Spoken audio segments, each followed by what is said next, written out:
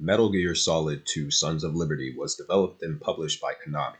Released back in 2001, the game marks the second chapter into the series that chronologically leads directly into Metal Gear Solid 4 Guns of the Patriots, and therefore acts as a major setup for the events of that game. So, as an older classic PS2 title, MGS2 is a game that I've always been interested in playing through from start to finish, but have never really gotten around to doing so until just recently, since the games were officially released on Steam some time ago, and I simply just didn't want to emulate them. My thoughts on the game, both in regards to the story and the gameplay, are very basic, as they're straightforward and don't contain any nostalgic innuendo like most who have covered the game on YouTube or anywhere else. The gameplay is the number one element of MGS2 that ultimately saves it from being a bunch of mindless dreck. Now, the core gameplay in MGS2 has a lot of problems, and a big part of this is due to certain design choices that should have been altered or changed completely, and I'll dive into those faults later. But ultimately, what makes the gameplay fun is the fact that the objectives themselves are very specific, and they force you as the player to do two things. Number one, pay attention to your environment. You have to constantly observe your surroundings at all times. You have to pay attention to the radar because of the isometric camera. You have to pay attention to enemy patrols and the placement of those enemies. You have to pay attention to where ammunition can be found, which is usually either in lockers, isolated rooms, or downed enemy units. You have to pay attention to the layout of the level to see exactly how to navigate the environment. MGS2 asks more attention from the player than what most video games typically require. And number two, use your inventory. The various items, mainly which are gadget-based, are used for very specific purposes in the level design, and they're mainly used only at specific points on the map. I personally admire this design choice because Kojima and crew could have taken one of these gadgets and they could have crafted entire levels out of them, which would have done nothing but gratuitously extend the runtime and drag the game out. Instead, there's a minimalist approach to the items you obtain in your inventory to where they're only meant to be used in a few key moments. The same holds true for the weapons in your inventory. The player has a choice to use whatever weapon that's available in their inventory, but in most cases, you'll get by without having to use most of the heavy artillery in your inventory. In most cases, you'll get by simply with the two different handguns that you're given, which is the correct approach from a development standpoint. The best thing about the gameplay in MGS2 is that the tasks the player is given are objective-based. You're never tasked with having to go to a room or being intentionally trapped in a room and having to kill waves of enemies.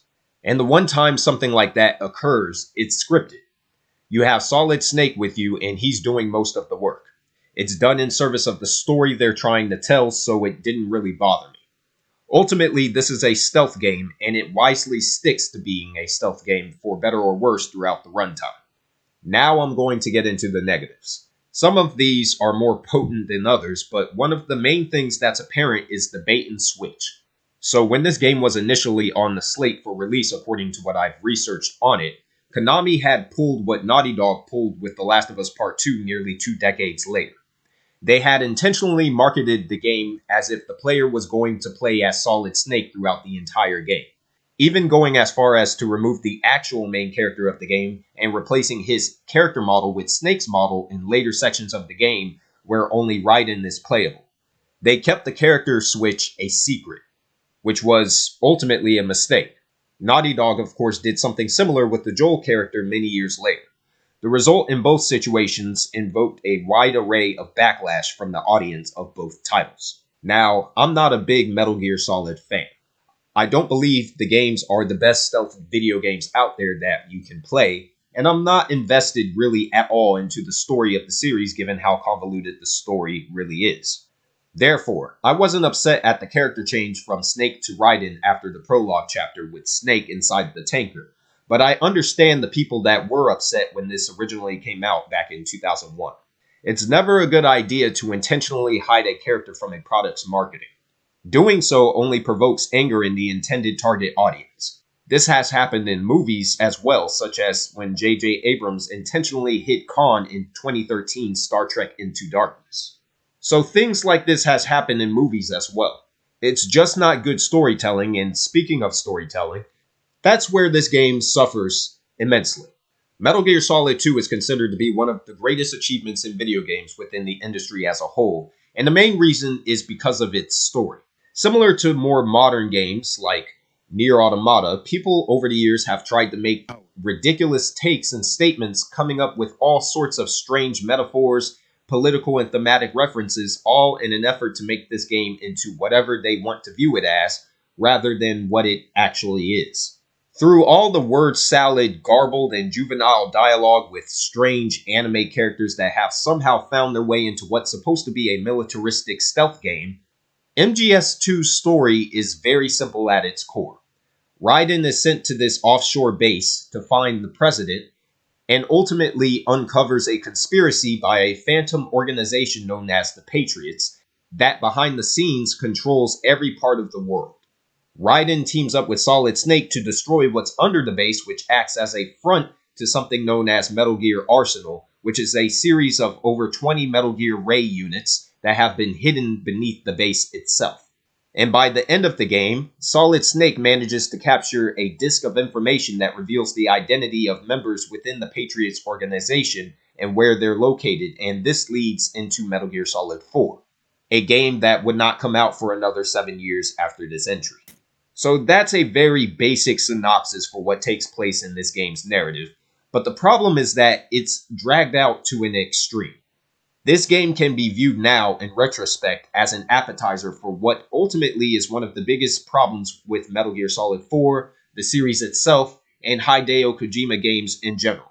There's too many cutscenes, they're too long, the characters are extremely juvenile in the way they're written, with some embarrassingly bad dialogue complete with some egregious voice acting, and the whole thing could have ultimately been condensed down to the extreme if they had just cut a lot of the bullshit out. I sat with my co-host for the last 2 hours of this game, and most of what we sat through was nothing but an endless series of cutscenes that wore out their welcome within the first 10 minutes. Cutscenes in a video game should not be 10 minutes in length, let alone 20 or 30 plus. But that's what we were subjected to, and there's numerous opportunities where the writers, which includes Hideo Kojima, could have cut out the slack and still retain the point that they were trying to convey.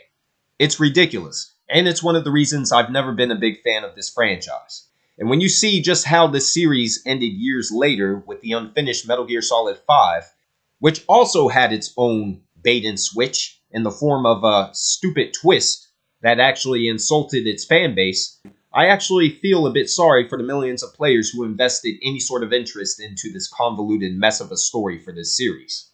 And with regards to the pitfalls with the gameplay, most of the problems it has gameplay-wise come from the isometric camera and the fact that it's simply just an old game that's extremely outdated. It also doesn't do a good job of communicating with the player, forcing them to rely on the comm system to just get basic information on the game or to even merely save their progress.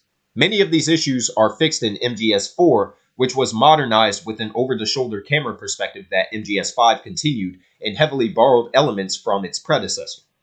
Ultimately, Metal Gear Solid 2 is a good game, but when it comes to the game being this deep thing that contains many hidden messages about technology and political conspiracy and social engineering, I mean, yes, it contains elements of those things, but it's not this intricate commentary it clearly wants to be when you have some vampire dude running around dodging bullets and sucking out people's blood, or a fat man in a suit skating around on rollerblades planting bombs in multiple areas on a cleanup base that acts as a front to a political conspiracy.